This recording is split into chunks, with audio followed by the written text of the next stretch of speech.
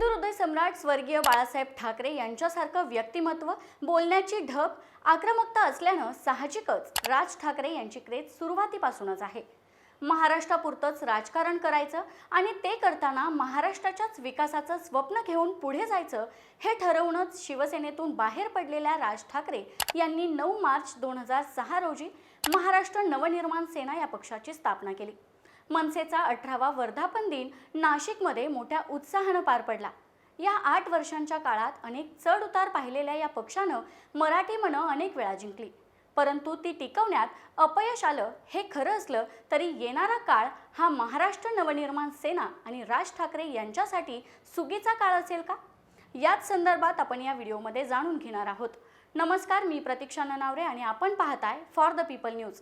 पुढे जाण्यापूर्वी आपण आमच्या चॅनलला सबस्क्राइब करा, लाईक व फॉलो करा।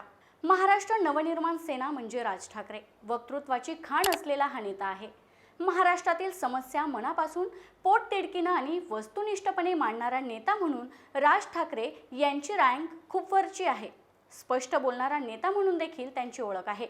राज ठाकरे यांची स्वतःची खासियत आहे, ते त्यांच्या पद्धतीनेच राजकारण करतात आणि ती एक खास ठाकरे शैली आहे। बाळासाहेब ठाकरे यांचा त्यांच्यावरील प्रभाव त्यामध्ये दिसून येतो।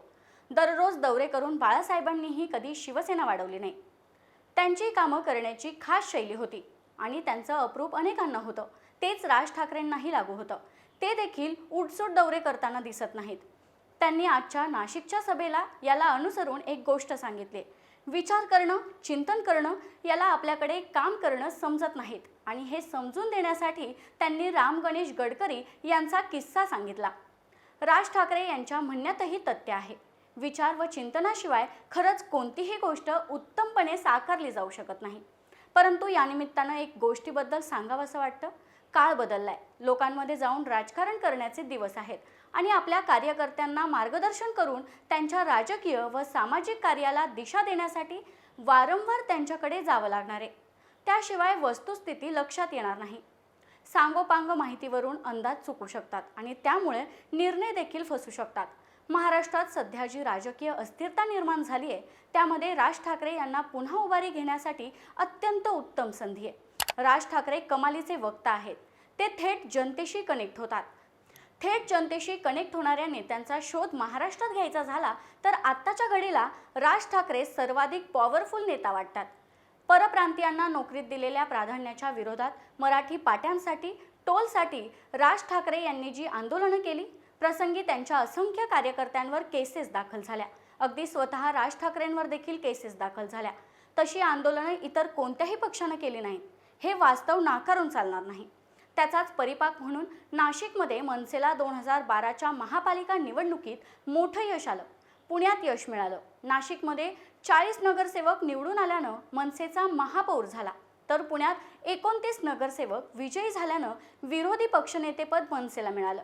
स्थापनेनंतर अवघ्या 2.5-3 वर्षात झालेल्या 2009च्या विधानसभा निवडणुकीत मनसेला भरघोस असं यश मिळालं होतं। मुंबई व उपनगरांमध्ये बाळा नांदगावकर, शिशिर शिंदे, नितीन सरदेसाई, प्रवीण दरेकर, राम कदम, मंगेश सांगळे, रमेश पाटील, प्रकाश भोईर, नाशिकमध्ये वसंत गीते, उत्तमराव ढिकले व नितीन भोसले, तर पुण्यात रमेश वांजळे आमदार झाले। मनसेचा महाराष्ट्रात बोलबाला झाला होता। परंतु 2014 मध्ये नरेंद्र मोदी यांच्या लाटेमुळे काँग्रेसप्रमाणे इतर सर्व पक्षांबरोबर मनसेलाही झटका बसला। त्यावेळी जुन्नरमध्ये शरद सोनवणे हे मनसेच्या तिकिटावर एकमेव आमदार होते, तर 2019 मध्ये कल्याण ग्रामीणमध्ये राजू पाटील हे एकमेव आमदार झाले। या काळात राज ठाकरे यांचे अनेक साथीदार त्यांना सोडून गेले। आता आपण 2024 मध्ये आहोत। 10 वर्षांचा काळ लोटलाय। हे वर्ष निवडणुकीचं वर्ष आहे। लोकसभा निवडणूक तर जेमतेम 1.5 महिन्यांवर आहे आणि त्यानंतर 4च महिन्यात विधानसभा निवडणूक आहे। महाराष्ट्रातलं राजकीय वातावरण प्रचंड गढूळ झाले। कुणाचाच कुणावर विश्वास राहिलेला नाही। मतदारांमध्ये वर्तमान सत्ताधारी व विरोधकांवर नाराजी दिसून येते।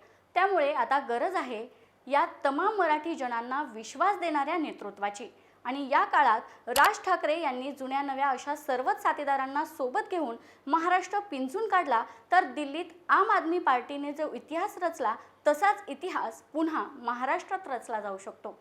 झालेल्या चुकांमधून बोध घेऊन राज ठाकरे यांनी ताकदीनं पक्ष संघटना बांधण्याचं काम हाती घेतलं आणि महायुती अथवा महाविकास आघाडी यांच्यापैकी कोणासोबतही न जाता स्वतंत्र वाटचाल केली तर संघर्ष करावा लागेल, परंतु महाराष्ट्रात सत्ता स्थापन करण्याचं आणि त्याद्वारे जगाला हेवा वाटेल असा महाराष्ट्र घडवण्याचं राज ठाकरे यांचं स्वप्न पूर्ण होऊ शकतं। याविषयी तुम्हाला काय वाटतं ते आम्हाला खालील कमेंट बॉक्समध्ये लिहून कळवा। व्हिडिओ आवडल्यास लाईक करा। आमचे नवनवीन व्हिडिओज पाहण्यासाठी फॉर द पीपल न्यूज चॅनलला यूट्यूब व फेसबुकवर सबस्क्राईब व फॉलो जरूर करा। धन्यवाद।